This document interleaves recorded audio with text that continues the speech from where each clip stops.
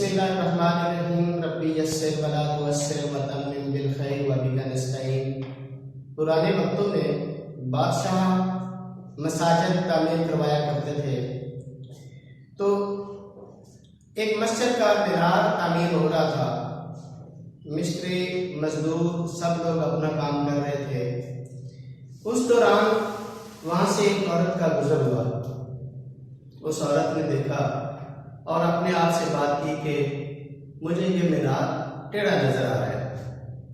तो अपने आप से बात कर रही थी, तो उसकी ये बात वहां के बैठे मजदूर मिस्त्री की उन्होंने बात सुन ली। मिस्त्री ने उस औरत को फौरन बुलाया कि मेरे पास आओ, और आके कहा कि आपको कैसे लगता है कि ये मीनार टेढ़ा है? तो उस औरत ने कहा कि मुझे ये थोड़ा सा झुका हुआ लग रहा है। मिस्त्री ने अपने सारे मजदूरों को बुलाया कि बाहर क्या हो इधर। वो जब सारे मजदूर आ गए, मिस्त्री ने कहा कि इस औरत को लगता है कि ये मीनार इस तरफ को झुका हुआ है, तो आप ऐसा करो कि उस तरफ को जरा धक्का लगाओ इसे। अब उन मजदूरों ने बड़ी हैरानगी से हुक्म था, तो उन्होंने उस मीनार को धक्का लगाया। वो धक्का लगाने के बाद उस मिस्त्री ने पूछा औरत से कि आपको लगा कि मीनार थोड़ा सीधा हो गया? तो उस औरत ने कहा कि नहीं, अभी थोड़ा और मुझे लगता है। तो मिस्त्री ने कहा कि थोड़ा मजदूरों को और थोड़ा सा धक्का लगाओ इसे। जब उन्होंने थोड़ा सा और धक्का लगाया, उस औरत से पूछा मिस्त्री ने कि हाँ, अब आपको क्या लगता है कि आप सीधा हो गए? तो उस औरत ने कहा हाँ, आप बिल्कुल सीधा हो गए। तो मिस्त्री ने कहा ठीक है, फिर सीधा हो गया। औरत चली गई। तो मजदूर आ गया मिस्त्री के पास, पूछा जी ये मीनार टेढ़ा कैसे था, और फिर हमारे धक्का लगाने से वो सीधा कैसे हो गया? तो मिस्त्री मुस्कुराया। उसने कहा कि ना ये मीनार टेढ़ा था और ना आपके ये धक्का लगाने से सीधा हुआ। असल में उस औरत के ज़हन में एक गलत बात बैठ गई थी, और अगर वो इसी तरह ये गलत तस्वर लिए आगे चली जाती, आगे जाके मुख्तलिफ लोगों को बताती कि वहां मैं मीनार बनते देखा ही हूं, वो तो टेढ़ा है, वो तो एक तरफ को झुका हुआ है, तो मैं किस किस लोगों के पास जाके मैं किन किन लोगों को सफाइयां देता फिरता कि मीनार तो बिल्कुल सीधा है, इसे टेढ़ा लग रहा है। क्योंकि उस औरत ने एक बंदे को बताना, उसका आगे बताना और उसका आगे बताना, और वो गलत तस्वर आगे फैल जाना, उसको कभी भी ठीक नहीं किया जा सकता था। हमारे साथ भी ऐसा ही होता है। हम अपने कॉन्सेप्ट्स के बारे में कंफ्यूज होते हैं और हम पूछने की बजाय उसी तरह गलत आगे डिलीवर कर देते हैं, और वो इसी तरह गलत तस्वर आगे फैलता जाता है। जब उसे ठीक करने के लिए कोशिश की जाती है तो वो कारगर साबित नहीं होती, क्योंकि वो कॉन्सेप्ट, वो तस्वर कोई एक बंदे के पास तो नहीं होता, वो आगे गलत तस्वर जो है वो चला जाता है। मैं एक छोटा सा कॉन्सेप्ट आपके सामने डिस्कस करता हूं, और मुझे 100% यकीन है कि वो उसके बारे में आपको कोई 98% लोगों को नहीं पता होगा। कोई 2% ऐसे होंगे कि उसके बारे में भी कंफर्म नहीं होगा, लेकिन जैसे वो एक होता है ना कि तुक्का लग जाता है, तो ऐसे होगा। अब फॉर एग्जाम्पल एक कॉन्सेप्ट देखें। अमूमन आप मल्टीप्लाई करते हैं,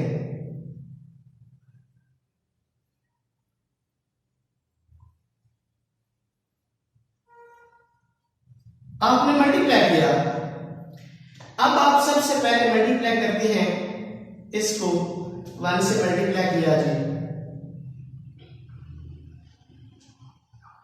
अब आपने दूसरी टर्म से मल्टीप्लाई करना है और दोबारा 1 से मल्टीप्लाई करना है, तो जहां आप मल्टीप्लाई लगाते हैं, क्रॉस लगाते हैं, या बाज़ बात आप कुछ लोग यहां पे 0 भी लगाते हैं। ये बताएं ये 0 क्यों लगाते हैं?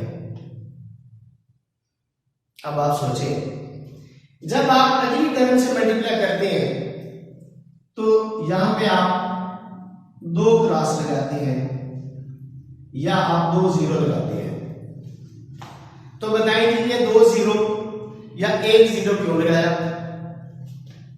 अब आप इतना ही जानना चाहेंगे, जो 2% लोग हैं जिनको कुछ हौला होगी वो सिर्फ इतना ही बता पाएंगे कि जी पहली रकम को ज़रब दिया, दूसरी रकम को ज़रब दी, जबकि कंफर्म नहीं है। अब ना आपने कभी पूछा, ना आपको कभी बताया गया, तो बताएं ये गलत तस्वर आज तक आप पढ़ते आए हैं, आगे पढ़ा रहे हैं, और कभी जहमत नहीं की कि आप किसी से पूछ लें कि हम ये जीरो को, अगर किसी बच्चे ने आपसे सवाल कर लिया तो आप क्या जवाब देंगे। आइए आपको मैं आज आपको एक गिफ्ट देता हूं, यह मेरी तरफ से आपके लिए एक गिफ्ट है। हमने जब इससे मल्टीप्लाई किया तो एक कॉन्सेप्ट है, आप उसके बारे में दूसरी वीडियोस में देखेंगे, अगले लेक्चर्स में या आपको इंशाल्लाह उसमें भी आपको सही तरह बताया जाएगा कि इकाई, दहाई, वंस, टेंस, 100 का जो कॉन्सेप्ट है वो आपको दोबारा एक दफा देखना होगा। आपने जब इसको मल्टीप्लाई किया तो इकाई से मल्टीप्लाई किया, इकाई वंस आपने उससे मल्टीप्लाई किया। जब आप इससे मल्टीप्लाई कर रहे हैं तो आप 10 से मल्टीप्लाई कर रहे हैं, दहाई से मल्टीप्लाई कर रहे हैं, तो उस दहाई के साथ 1 जीरो होती है, इसलिए हम वो 1 जीरो लगाते हैं। और जब आप इससे मल्टीप्लाई करते हैं तो इसका मतलब है आप 100 से मल्टीप्लाई कर रहे हैं, तो इसलिए 100 के साथ 2 जीरो होती हैं, तो हम यहां पे 2 जीरो लगाते हैं। है ना कि एक जबरदस्त किस्म का कॉन्सेप्ट जिसके बारे में आपको नहीं पता था। इसी तरह हमारे पास मैथमेटिक्स में बेशुमार ऐसे कॉन्सेप्ट्स होते हैं कि जिनके बारे में हम कंफ्यूज होते हैं, उसके ऊपर हम तुक्का लगा रहे होते हैं, जबकि उसे हम क्लियर करने की कोशिश नहीं करते। तो आज हम एक और मैथमेटिक्स के टॉपिक है हमारा सेट्स, उसके बारे में हम डिटेल से बात करेंगे, और मैं पूरी कोशिश करूंगा कि उसके छोटे छोटे जितने भी कॉन्सेप्ट्स दिए गए हैं मैं उन सब पे बात कर सकूं। तो सबसे पहले हम सेट के बारे में बात करेंगे कि सेट क्या होता है। मैं उसकी पूरी डिफाइन की तरफ नहीं जाता, आपको डिफाइन वहां किताबों में मिल जाएगी। हम ये कहते हैं वाज़ेह और मुख्तलिफ अशिया का इज्तिमा सेट कहलाता है। हम डेफिनेशन पढ़ते हैं, होता है यही है। अब आप उस डिफाइन में ये बात समझें कि वाज़ेह और मुख्तलिफ अशिया ये क्या है। वाज़ेह वो चीज होती है कि जो अपनी पहचान रखती है। हम देखते हैं कि दुनिया में कौन सी ऐसी चीज है जो वजूद रखती है। जिस चीज का वजूद होता है, अपनी पहचान होती है, वो वाज़ेह चीजें होती हैं। सेट में आप मुख्तलिफ नंबर्स ऐड कर सकते हैं, मुख्तलिफ चीजें उसमें ऐड हो सकती हैं।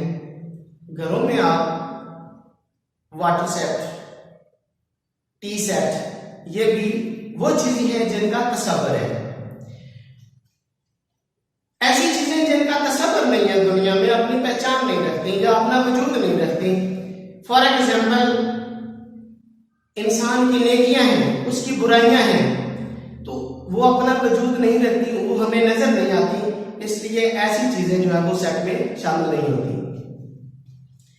अब हम सेट की जो मुख्तलिफ आगे अक़साम हैं उनके बारे में बात करेंगे। आपने वो सारी चीजें पढ़ी हुई हैं, मैं हल्का हल्का उनको साथ डिफाइन करते जाऊंगा और आगे बढ़ते जाएंगे। सबसे पहले जो है उस सेट में हमने देखा कि एक सेट होता है कुदरती आदात का सेट, 1 से ये स्टार्ट होते हैं और इसी तरह ये आगे बढ़ते जाते हैं। नेचुरल नंबर इनको कहते हैं, 1 से स्टार्ट होते हैं और इनको अमूमन काउंटिंग नंबर भी कहा जाता है।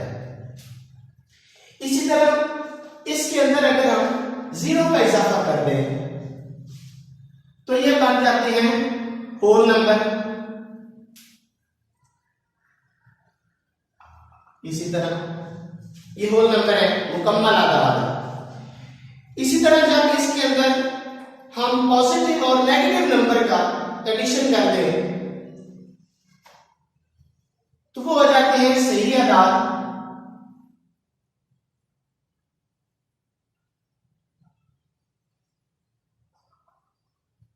इसी तरह ये क्या है, सही आदाद, इंटीजर्स इनको कहते हैं, जिनमें पॉजिटिव भी होते हैं और नेगेटिव नंबर भी होते हैं।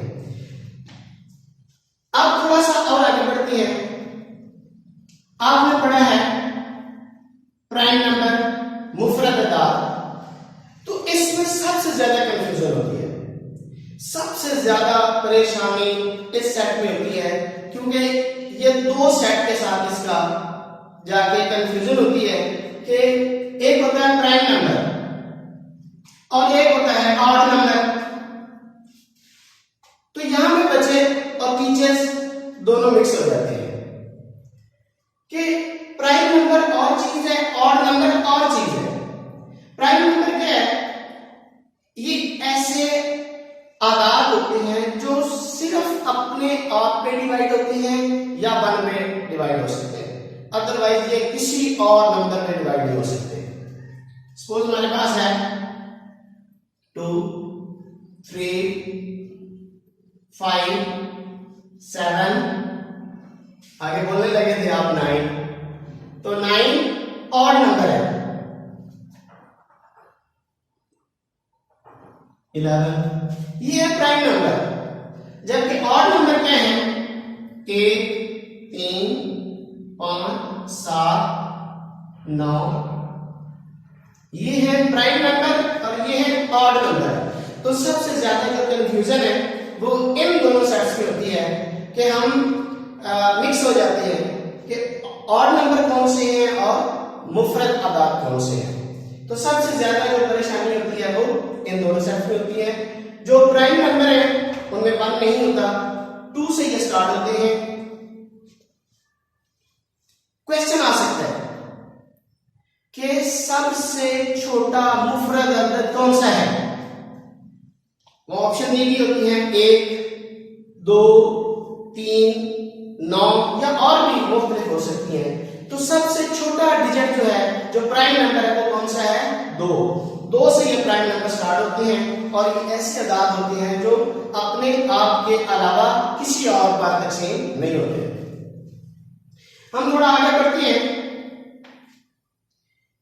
इवन नंबर होते हैं जो 2 बार तकसीम हो सकते हैं, 0, 2, 4, 6, 8 इसी तरह चलते हैं।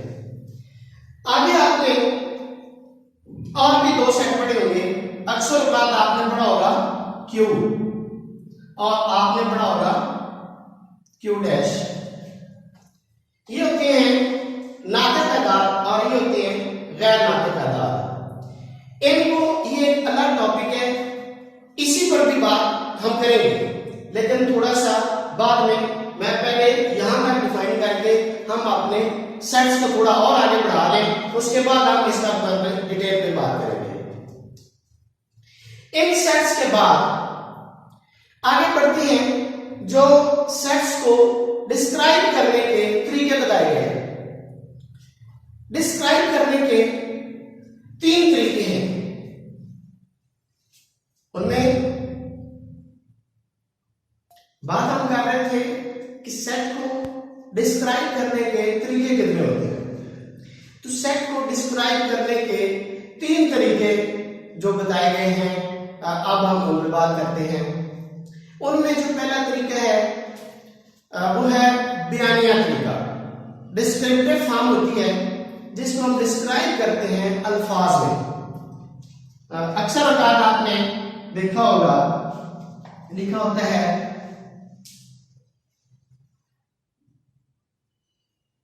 पहले 5 कुदरती आदात का सेट। तो ये है बयानिया तरीका जिसमें हम डिस्क्राइब करते हैं, अल्फाज में बयान करते हैं। उसके बाद दूसरा तरीका होता है अंदराजी तरीका, उसको कहते हैं टेबुलर फॉर्म है, जिसमें हम बाकायदा नंबर, डिजिट इसी तरह ऐड करते हैं। तो ये उसके अंदराजी तरीका है। तीसरा तरीका है तरकीब सेट साज। ये एक यूनिक तरीका है और ये अलग हमसे टाइम रिक्वायर करता है। इस पर भी बात होगी लेकिन किसी दूसरे लेक्चर में। अभी हम ज्यादा बात करेंगे कि हमारे जो दो तरीके हैं उनमें सबसे ज्यादा जो इस्तेमाल होता है वो अंदराजी तरीका इस्तेमाल होता है। उस अंदराजी तरीके के इस्तेमाल करते हुए हम क्या क्या गलतियां करते हैं, हम छोटे से अप्लाई करते हैं उनको। जो ऑपरेशन है यूनियन इंटरसेक्शन पर, उस पर अप्लाई करते हैं और उसके अंदर जो अमूमन हम गलतियां करते हैं उन पर बात करेंगे। हम गलती करते हैं क्योंकि हम कंफ्यूज होते हैं, हमारे बच्चे गलती करते हैं क्योंकि उन्होंने हमें गलती करते सीखा है तो आगे वो गलती करते जाएंगे। अब हम उसके ऊपर बात करेंगे। सपोज हमारे पास दो सेट हैं,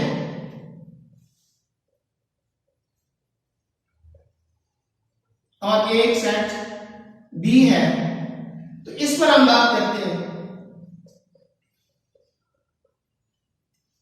जब इसके ऊपर हम ऑपरेट करते हैं ए यूनियन बी या ए इंटरसेक्शन बी, तो मैं वो आपके सामने चीज रखूंगा कि जिस पर हम गलती करते हैं। इसका जो सही तरीका कार है वो ये है ए इंटरसेक्शन बी। इस तरफ हम उसके ऑपरेटिंग करते हैं, इसकी तरफ हम उसके वैल्यूज पुट करते हैं। ए इंटरसेक्शन बी, तो सबसे पहले हम यहां ए की वैल्यू पुट करेंगे और आगे फिर इंटरसेक्शन और अब हम बी की वैल्यू पुट करेंगे। आगे अपना कोई काम है कि इनको आपने इकट्ठा कर देना है या इनमें से कॉमन नंबर लेने हैं। जो हमारे बच्चे या हमारे टीचर जो गलती करते हैं, मैं उसके ऊपर जानना चाहता हूं कि वो गलती करते क्या है। हमारे बच्चे या हमारे टीचर्स क्या गलती करते हैं। ए पहले सेट लगाएंगे 2 4 6 8, अब वो आगे इंटरसेक्शन लगाएंगे और फिर आगे सेट बी लिखेंगे।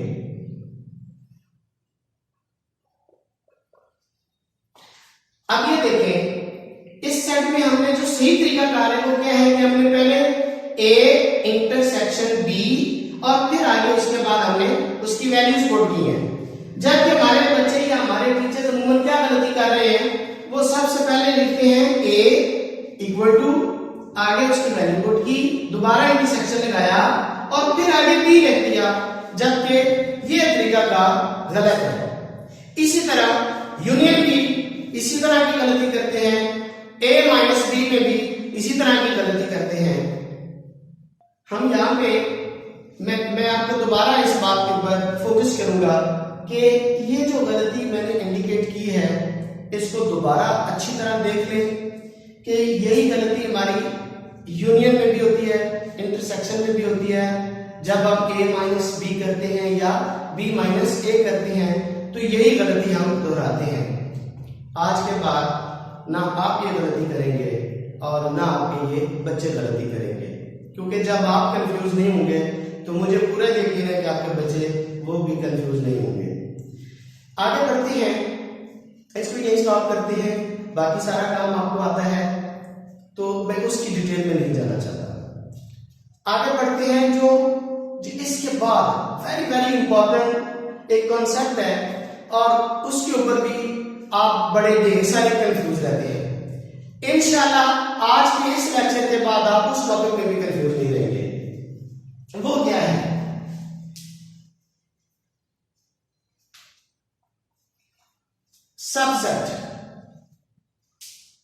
यानी तहकी सेट। तहकी सेट क्या होता है? मैं इसकी भी डिफाइन पर मैं नहीं चाहता, आपको डिफाइन डेफिनेशंस आपको जो उसकी तारीफें हैं वो किताब से या इधर उधर से आप ले भी लेते हैं, बल्कि मेरी जो डेफिनेशन बताने का फायदा भी नहीं होगा, क्योंकि आपने जो किताबों में लिखी होती है आप उसी को ही रटा लगाते हैं और लगवाते हैं। अक्सर बात ये होता है कि मैंने बच्चों को डेफिनेशन अपने तौर पर मैं लिखवाता हूँ आसान लफ्जों में, तो जब बाद में मैं उसका रेस्पॉन्स चाहता हूँ तो मुझे वो चीजें वापस नहीं आती, वो दूसरी किताबों वाली चीजें सामने आती है, तो लिहाजा उसको मैं बात में नहीं करता। बात ये करते हैं कि ये सब सेट होता क्या है, तहकी सेट होता क्या है। सपोज हमारे पास एक सेट ए है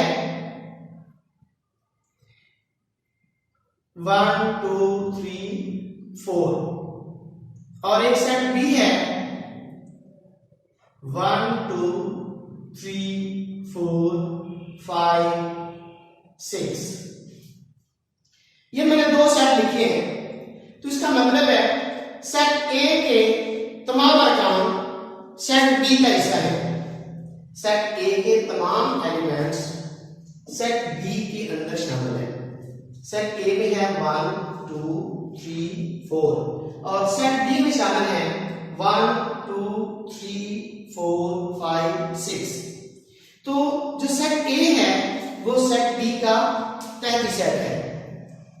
ए के तमाम अरकान सेट बी का हिस्सा है। अब आगे इसकी काइंड्स बनती है, जो सबसे ज्यादा जहां पे कंफ्यूजन होती है।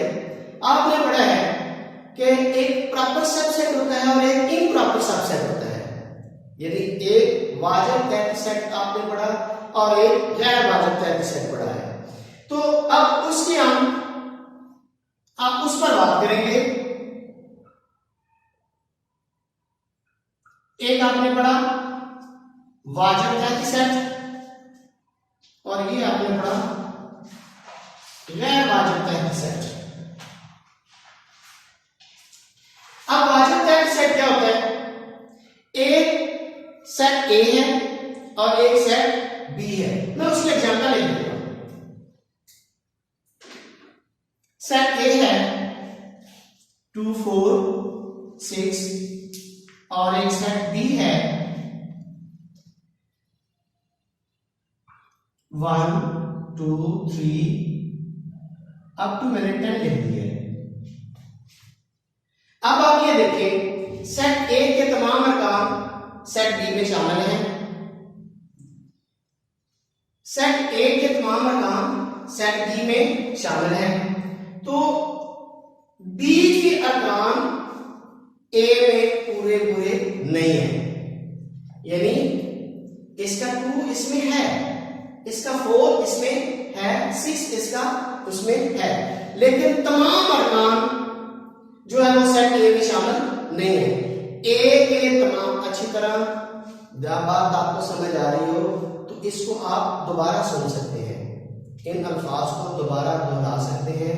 अच्छे से दोबारा दोहराने से आपको ये बातें क्लियर हो जाएगी। वाजिब तहती सेट को दोबारा अच्छी तरह समझने की कोशिश करें। सेट ए है 2 4 6 और सेट बी है 1 2 3 अप टू 10। तो इसका मतलब है ए के तमाम अरकान सेट बी का हिस्सा हैं, जबकि बी के तमाम अरकान ए का हिस्सा नहीं है। तो इनको हम कहते हैं कि ये है प्रॉपर सबसेट है, वाजिब तहती सेट है, यानी एक सेट के तमाम अरकान दूसरे सेट में शामिल होते हैं, लेकिन दूसरे सेट के तमाम अरकान पहले सेट का हिस्सा नहीं होते। ये है वाजिब तहती सेट। जब हम गैर वाजिब तहती सेट की बात करते हैं तो एक सेट के तमाम अरकान दूसरे सेट का हिस्सा होते हैं और जो दूसरा सेट होता है उसके भी तमाम अरकान सेट ए का हिस्सा होते हैं। मैं लिख देता हूं सेट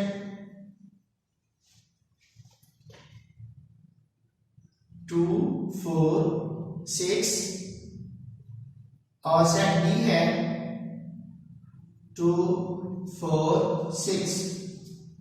सेट ए के तमाम अरकान सेट बी में है और सेट बी के तमाम अरकान सेट ए में है तो इसको हम कहते हैं इम्प्रॉपर सबसेट, गैर वाजिब तहती सेट। अब मैं 2-3 जुमले बोलूंगा, उनको आपने गौर से सुनना है। हर सेट अपना तहती सेट होता है। जब आप तहती सेट बनवाते हैं आगे बच्चों से तो पता है सबसे पहले आप उसके जो सेट्स बनाते हैं उनमें एक एम्प्टी सेट होता है, फिर आगे उसके बाद आप सेट 1 बाय 1 बनाते हैं, फिर 2 डिजिट का बनाते हैं, फिर उसके बाद जो लास्ट में जितने उसके नंबर्स होते हैं उन सब का आप बनाते हैं, हम बनाएंगे। तो जुमला क्या बोला है मैंने, हर सेट अपना तहती सेट होता है और हर सेट अपना गैर वाजिब तहती सेट होता है, गैर वाजिब तहती सेट होता है। अब आपसे एक मैंने क्वेश्चन यहां पे मैं लिखूंगा, उस क्वेश्चन के बारे में आपने पूरे गौर फिक्र करने के बाद उसका आंसर देना है, क्योंकि अक्सर होगा मल्टीपल चॉइस में क्वेश्चन आता है और आगे उसकी काइंस पूछी गई होती है। मैं क्वेश्चन एक लिख देता हूं, इसको बेस करना है जरा।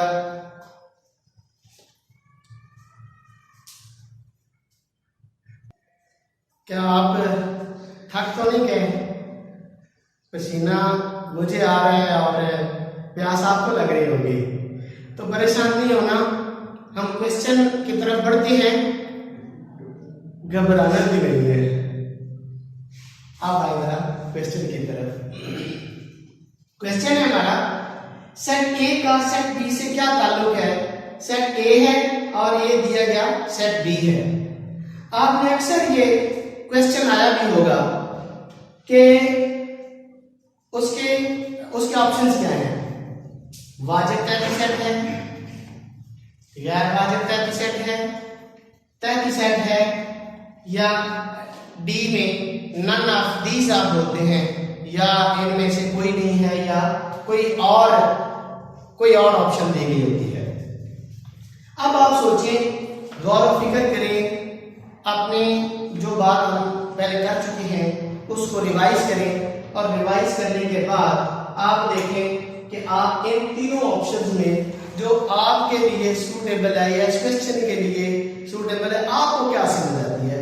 गौर और फिक्र करने के बाद आपको चाहिए कि यहाँ थोड़ी देर के लिए आप वीडियो को पास करें और इस क्वेश्चन के ऊपर गौर और फिक्र करें और फिर आप इसको सोचें। थोड़ी देर सोचने के बाद आपको अंदाजा होगा कि आप में से अक्सर सिलेक्ट करेंगे तहती सेट को, क्योंकि 7, 8, 9 तमाम अरकान सेट बी में शामिल हैं। तो हम कहते हैं ए के तमाम अरकान सेट बी में हैं, लिहाजा ये हुआ इसका तहती सेट। अच्छा, तहती सेट बिल्कुल ठीक है, लेकिन अगर थोड़ा और गौर करें, सेट ए के तमाम अरकान सेट बी का हिस्सा हैं, जबकि बी के तमाम अरकान ए का हिस्सा नहीं है। तो अब हम उसकी अगली किस्म पे जाएंगे। हमारे बच्चे, हमारे टीचर्स क्या गलती करते हैं? वो सबसे पहले ये गलती करते हैं, देखते हैं कि ए बी का सबसेट है, लिहाजा तहती सेट को सिलेक्ट करना चाहिए। वो कहते हैं तहती सेट है ना, हमें उसे सिलेक्ट कर लेना चाहिए, जबकि ऐसा नहीं है। आपको गौर करना चाहिए कि जब उसकी पहली बात पूछी गई है तहती सेट है, तो अब हमें आगे देखना चाहिए क्या उसकी अगली कोई काइंस बन रही है कि नहीं बन रही। तो हमने देखा कि तहती सेट होने के बाद वो आगे उसकी प्रॉपर सबसेट की तरफ जा रही है बात, तो अब हमें तहती सेट को छोड़ देना चाहिए।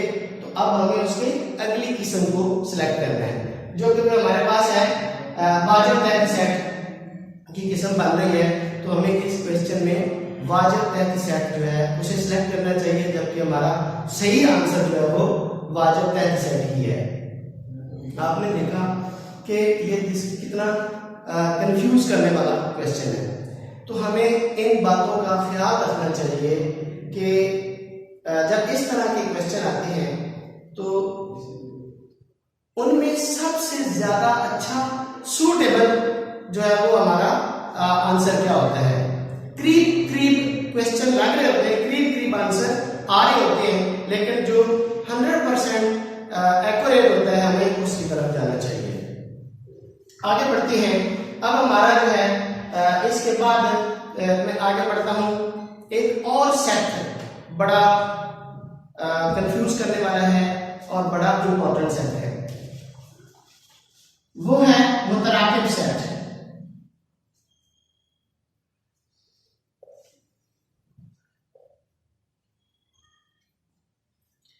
ओवरलैपिंग सेट इसको कहते हैं। अब इसकी क्या है, मैं डिफाइन की तरफ नहीं जाता, चूंकि डिफाइन की मेरी पहली बात आपसे हो रही है कि आप उसे किताबों से देख सकते हैं कि वहां पे उसकी क्या डिफाइन है, साथ साथ मैं बोल भी देता हूं। अब मुतराकिब सेट यानी ओवरलैपिंग सेट होता क्या है, इसकी दो शराइत होती हैं। फॉर एग्जांपल हमारे पास एक सेट ए है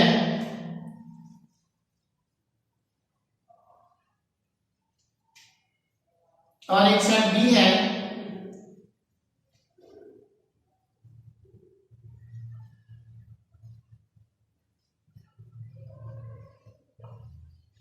ये मैंने दो सेट लिख दिए हैं। अब इसकी जो ओवरलैपिंग सेट होता है उसकी दो शराइत होती है कि इन दोनों सेट्स में कम से कम एक एलिमेंट कॉमन होना चाहिए, कम से कम एक एलिमेंट कॉमन होना चाहिए। और जबकि दूसरी शर्त ये है कि कोई भी सेट एक दूसरे का सबसेट नहीं होना चाहिए, यानी ए के तमाम अरकान सेट बी में नहीं होने चाहिए और बी के भी तमाम अरकान सेट ए में नहीं होने चाहिए। जो मुतराकिब सेट है उसकी यही सही बात है कि कम से कम एक रुकन, एक एलिमेंट जो है वो कॉमन होना चाहिए और कोई भी सेट एक दूसरे का सबसेट नहीं होना चाहिए। ये है ओवरलैपिंग सेट। उसके बाद अगली एक और बात मैं करूंगा, उसके बाद हम चलेंगे अपने नातिक आदाद और गैर नातिक आदाद की तरफ। तो आखिरी को सेट है, मैं उस पर भी थोड़ी सी बात कर लूं। एक आपने सेट पढ़ा है मसावी सेट और एक आपने पढ़ा है उसके साथ मुतरादिफ सेट। जो मसावी सेट होता है मैं उसकी थोड़ी सी इस पर बात करता हूं।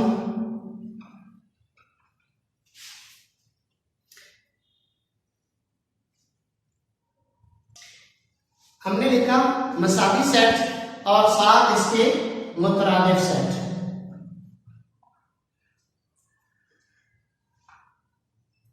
अब इन दोनों में क्या फर्क है, इन दोनों में यह फर्क है कि मसावी सेट होता है ए के सेट के तमाम अरकान सेट बी में होते हैं, एलिमेंट सेम होते हैं। मैं उसकी एक एग्जांपल लिख देता हूं। सेट ए है 1 2 3 और सेट बी है 1 2 3। ए के और बी के जो एलिमेंट है वो सेम है, उनकी तादाद भी सेम है और एलिमेंट भी सेम है। जबकि मुतरादिफ सेट में उनके एलिमेंट सेम नहीं होते, उनके तादाद सेम होती है। सपोज हमारे पास एक सेट ए है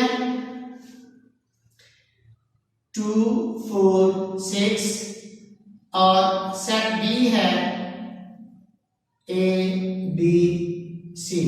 आपने देखा सेट ए में 3 एलिमेंट्स हैं और सेट बी में भी 3 एलिमेंट्स हैं, लेकिन वो दोनों एलिमेंट्स, दोनों सेट्स के एलिमेंट सेम नहीं है, डिफरेंट है। तो हम मसावी सेट में क्या कहते हैं कि दोनों के एलिमेंट सेम होते हैं और जबकि मुतरादिफ सेट में एलिमेंट सेम नहीं होते, उनके नंबर्स सेम होते हैं। अब हम आगे बढ़ते हैं। जो आपको मैंने रोका था सुबह कि नातिक आदाद और गैर नातिक आदाद जो है वो एक अलग एक टॉपिक है, तो उस पर हम बात करते हैं।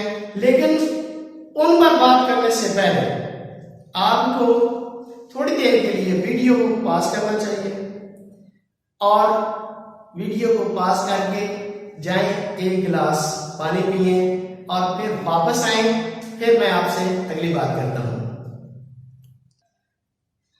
पानी पी के आप वापस आ गए हैं, आते हैं अगले स्टेप की तरफ। उससे पहले एक बात सुने, टीचर्स के ऊपर डिपेंड करता है कि वो अपने लेक्चर्स को कितना अच्छा खूबसूरत बना के बच्चों के सामने पेश करता है। एक हॉस्पिटल में 2 मरीज एडमिट थे, तो एक मरीज का बेड जो है वो दीवार के साथ खिड़की लगी थी उसके साथ लगा था, और दूसरे मरीज का बेड ऑपोजिट साइड पे था। जिस मरीज का बेड दीवार के साथ था वो सुबह सवेरे उठता, बाहर झांकता और फिर एक मंजर कशी करता कि बाहर बड़ा अच्छा खूबसूरत एक बाग है, उसके साथ एक सड़क जा रही है, उस पर लोग चहलकदमी कर रहे हैं और बाग का बड़ा सुहाना खूबसूरत मंजर है। वो एक अच्छा सा मंजर क्रिएट करता और दूसरे मरीज को सुनाता। दूसरा मरीज उसकी बातें सुनता और उस तस्वीर को अपने ज़हन में सोचता और उसे एंजॉय करता। यह सिलसिला इसी तरह चलता रहा। 2, 4 दिन, 5 दिन, 8 दिन, 10 दिन, जितने दिन वहाँ पे वो मरीज एडमिट रहा, तो वो रोजाना इसी तरह की मंजर कशी करता और दूसरे मरीज को सुनाता और वो उसे सुन के एंजॉय करता। अचानक एक दिन उस मरीज की डेथ हो गई, तो उसका बेड वहां से हटा दिया गया। दूसरे मरीज ने वहां के जो मौजूद स्टाफ था उनसे रिक्वेस्ट की कि मेरा बेड वहां पे लगा दिया जाए। जब उसका बेड वहां पे लगाया गया, उसने बाहर झांक के देखा तो बाहर ऐसा कोई मंजर नहीं था जो वो इतने दिन सुनता रहा। बाहर कोई ऐसा बाग नहीं था, बाहर कोई ऐसी सड़क नहीं थी जिसको वो देखता और एंजॉय करता।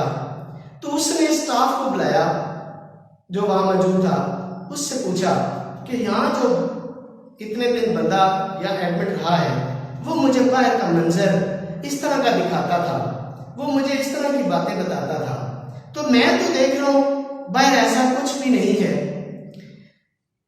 तो उस मौजूद स्टाफ ने बताया कि जो शख्स इतने दिन यहाँ एडमिट रहा है वो तो नाबीना था, वो तो देख ही नहीं सकता था। तो वो उस शख्स की काबिलियत थी कि वो दूसरों को खुश करने के लिए या अपनी बात दूसरों को पहुंचाने के लिए वो उसको कितना खूबसूरत बनाता और दूसरे उसको देखे बगैर एंजॉय करते। तो हमें भी हमारे टीचर्स के अंदर ये फन होना चाहिए कि वो बातें जो लोग सुनना नहीं चाहते, वो लेक्चर जो सुनना नहीं चाहते, वो कंसेप्ट जो सुनना नहीं चाहते, हम उसे इतना अच्छा पेश करें कि दूसरे उसको एंजॉय करें। अक्सर औकात क्लासेस में होता है टीचर पढ़ा इंग्लिश रही है और डीमोटिवेट मैथमेटिक्स से बच्चों को कर रही है। मुझे तो मैथ अच्छा ही नहीं लगता था, मैं तो मैथ के बारे में इतना बोर थी, मैं तो बड़ी मुश्किल से पास हुई हूँ। भला आप पढ़ा इंग्लिश रहे हैं तो उनको मैथ के बारे में क्यों आप पजल कर रहे हैं? आपसे किसी ने तो पूछा नहीं है। पढ़ा आप उर्दू रहे हैं और उनको डीमोटिवेट मैथमेटिक्स के लिए कर रहे हैं।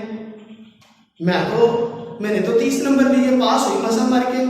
भला आपसे किसी ने बच्चे ने सवाल तो नहीं किया? ना बताएं, थोड़ी देर के लिए इतना ही बता दें कि मैं तो बड़ा अच्छा पढ़ती थी, मैं बड़ी अच्छी स्टूडेंट थी, मेरे तो बड़े अच्छे नंबर आते थे। इससे बच्चों के ऊपर अच्छा असर पड़ेगा। जबकि आप अपने सब्जेक्ट के बारे में उन्हें मोटिवेट कर रहे हैं और दूसरे सब्जेक्ट के बारे में उनको डिमोटिवेट कर रहे हैं, तो ये खुला तजाद है, इससे बचना चाहिए हमें। अब हम चलते हैं अपने लेक्चर्स की तरफ। नातक अदात का सेट और गैर नातक अदात। नातक अदात की जो डेफिनेशन अक्सर बात हम ये सुनते हैं कि वो P/Q की शक्ल में लिखा जा सकता है। ठीक है, यही डेफिनेशन है, लिखा जा सकता है पी ओवर क्यू की शक्ल में। लेकिन आगे उसकी कुछ अक़साम बनती हैं। आपने अक्सर ये 8 क्लास पीछे 7 क्लास में भी इसकी बाकायदा वहां पे किस्में दी गई हैं। आपने अक्सर पढ़ा होगा कि एक मख्तम कसरे इशारिया और एक गैर मख्तम कसरे इशारिया या गैर मख्तम तकरारी कसरे इशारिया। इसका बड़ा वसी वहां पे कॉन्सेप्ट दिया गया है, हम उसको समझने की कोशिश नहीं करते। देखिए, मख्तम कसरे इशारिया टर्मिनेटिंग होती है कि अगर हम किसी ऐसी कसर को डिवाइड करें और वो पूरा तकसीम हो जाए। फॉर एग्जाम्पल एक मैं एग्जाम्पल देता हूं, 4 over 5। आप 4 को जब 5 पे डिवाइड करेंगे तो ये पूरा आंसर आएगा 0.8। तो पूरा आंसर है, खत्म हो गया।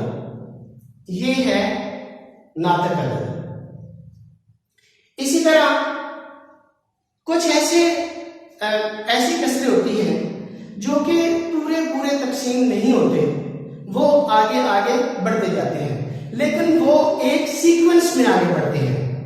यानी जो गैर मख्तम कसरे इशारिया है वो खत्म नहीं होती, उसको हम तकसीम करते हैं तो वो खत्म नहीं होते, वो तरतीब से आगे बढ़ते जाते हैं। 0.333, 0.222, यानी वो एक सीक्वेंस में आगे बढ़ रहे होते हैं। या बात ऐसे होता है कि वो पूरा एक ब्लॉक आगे बढ़ता है, यानी 0.123, 123, 123 या 0.22, 11, 33, 44, यानी वो एक ब्लॉक पूरा आगे बढ़ता है। सपोज हमारे पास 2 over 9 एक एग्जांपल है। आप इसको डिवाइड करेंगे तो ये आंसर आएगा 0.222। ये इसी तरतीब में आगे बढ़ते जाएंगे। तो इसको हम कहते हैं कि ये गैर मख्तम नॉन टर्मिनेटिंग कसरे इशारिया है और वो एक ही तरतीब में डिजिट आगे बढ़ रहे हैं। ये है गैर मख्तम कसरे इशारिया। ये दोनों किस्में नातक अदद की तरफ जाती है। जबकि गैर नातक अदद जो है उसमें क्या होता है कि वो एक ही उसकी किस्म में गैर मख्तम कसरे इशारिया नॉन टर्मिनेटिंग और इसकी कोई तरतीब नहीं होती। यानी अगर अक्सर आपने पाई की वैल्यू आपने पढ़ी है, जो पाई है उसके अमूमन हम ये लिखते हैं कि 22 over 7। तो ये एक गैर नातिक कसर है। इसको अगर आप डिवाइड करें तो इसका आंसर तकरीबन बनता है 3.142। इसी तरह ये आगे बढ़ता जाता है और इसकी कोई तरतीब नहीं होती। अगर आप इसको डिवाइड करें अपने तौर पे, आप अपने पास कैलकुलेटर में इसे खोलें और उसे आप तकसीम करें तो आप देखेंगे कि 3.1428 इसी तरह ये आगे इसी तरतीब में होंगे, यानी उसकी कोई तरतीब नहीं होगी।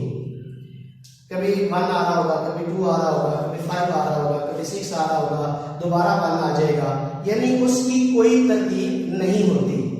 पाई एक गैर नातिक अदद है। इसी तरह कुछ ऐसे अदाद हैं जो रेडिकल फॉर्म में होते हैं, √5, √2। जब आप इनका अंडर रूट लेंगे तो उनकी भी कोई तरतीब नहीं होगी, वो भी गैर तरतीब में डिजिट आगे बढ़ते जा रहे होंगे, खत्म भी नहीं होंगे और एक गैर तरतीब में वो आगे बढ़ रहे होंगे। तो ये है गैर नातिक अदाद।